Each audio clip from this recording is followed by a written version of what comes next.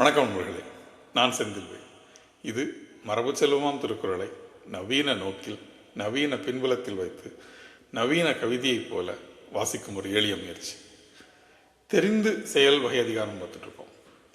ஒரு செயலை செய்வதற்கு முன்னால் அதை எப்படியெல்லாம் அதனுடைய விளைவுகளையும் அதனுடைய விடுதல்களையும் எப்படியெல்லாம் யோசித்து செய்யணும்னு வள்ளுவர் சொல்லிகிட்டு இருக்கக்கூடிய அதிகாரம். ஒரு அற்புதமான குறள் இன்னைக்கு. செய்தக்க அல்ல செய்யக்கெடும், செய்தக்க அல்ல செய்யக்கெடும், செய்தக்க செய்யாமையானும் கெடும், செய்தக்க அல்ல செய்யக்கெடும், செய்தக்க செய்யாமையானும் கெடும்.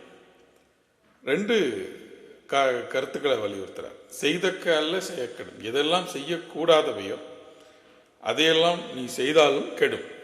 தவறான விஷயங்களில் நீ செய்தால் கெடும். அதனால் அதை நினைத்து கவனமாக இருக்கணும். ஆனால் அதை விட முக்கியமான ஒரு கவனம் தேவைப்படுது. எதுக்கு அப்படின்னா, செய்தக்க செய்யாமையானும் கெடும். எதையெல்லாம் நீ செய்தே ஆக வேண்டுமோ அதில் செய்யாமல் இருந்துடக்கூடாது. அப்படி செய்ய வேண்டிய கடமைகளை செய்யாமல் இருப்பதும் மிகப்பெரிய தவறு. இதை பற்றி யோசிக்கும் பொழுது இன்வர்ஷன் ஒரு கான்செப்ட் சொல்லுவாங்க. வாரன் பஃபட்டுடைய நண்பர் சார்லி மங்கர் மறைந்தவர் அவருடைய திங்கிங்கில் இதை ரொம்ப அடிக்கடி சொல்லுவார். இப்போ எப்படி நல்ல ஹஸ்பண்டாக இருக்கிறது அப்படின்னு கேள்வி கேட்டால், அவர் ஒரு மோசமான ஹஸ்பண்டாக எப்படி இருக்கக்கூடாது அப்படின்னு யோசிப்பார். Double negative. ஒரு மோசமான ஹஸ்பண்டாக எப்படி இருக்கக்கூடாதுன்னு யோசிச்சா நீ நல்ல ஹஸ்பண்டாக இருக்கிறதுக்கான எல்லா பாதைக்கும் வந்துடலாம் அப்படின்னு. திங்கிங்கில் இந்த இன்வர்ஷன் ஒரு டூல். எல்லாத்தையும் மாற்று, ஆல்வேஸ் இன்வெர்ட் அப்படின்னு சொல்லுவார். கிட்டத்தட்ட வள்ளுவர் அதே செய்கிறார். செய்தக்க அல்ல செய்யக்கெடும், செய்யக்கூடாத விஷயங்களை செய்தால் கெடும்.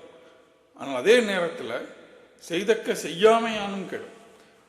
எதையெல்லாம் நம்ம செய்யாமல் விடுறோம் அப்படிங்கிறத, நம்ம எதையெல்லாம் விட்டுறோம் அப்படிங்கிறதுக்குள்ள அதை பற்றின தாட் ஒரு முன்னால் யோசிப்பவனுக்கு, ஒரு விஷயத்தை செய்வதற்கு முன்னால் சிந்தித்து செயல்படுபவன் சொல்கிறவனுக்கு நாம் எதையெல்லாம் விட்டுவிடக்கூடாது அப்படிங்கிற அந்த தாட்டு முக்கியம் அப்படின்னு சொல்கிறார்.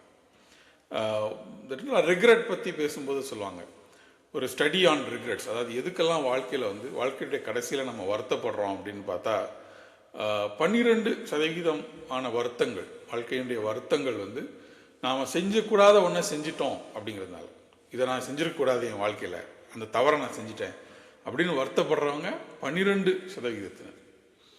54% நான் இதையெல்லாம் வாழ்க்கையில் செஞ்சுருக்கணும் ஆனால் செய்யலை.